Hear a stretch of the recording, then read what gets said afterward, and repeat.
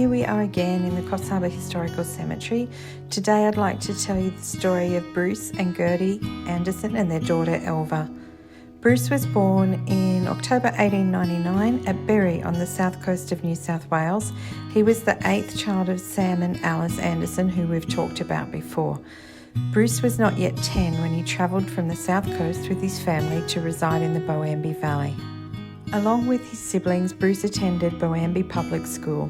In 1919, he submitted a land application along with several of his brothers, and he was successful in securing 365 acres at Bonville for the purposes of a homestead farm. Bruce was 33 when he married Jessie Gertrude Ellum, aged 25, on the 6th of September 1933 at Nana Glen. Jessie was known as Gertie her whole life. Their wedding was described as having one of the largest congregations ever seen at a local wedding, and confetti and congratulations were showered upon the couple by their many friends. Gertie was the daughter of Andrew George Ellum and Martha Maud Cowling. The happy couple honeymooned in Yamba before returning to begin their married life together. Several years later, their daughter Elva Gertrude Anderson was born in August 1935. Before Elva had turned 1, Bruce, who had been unwell, passed away at the age of 36 at the Coffs Harbour District Hospital.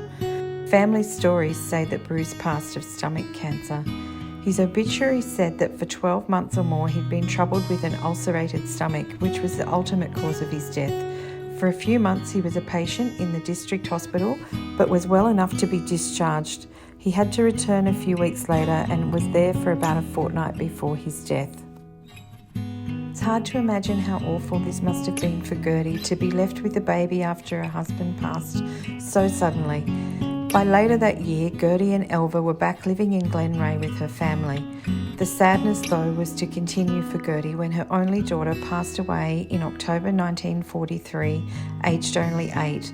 Little Elva passed away from meningitis in Grafton District Hospital. She is buried beside her father in Coffs Harbour Cemetery.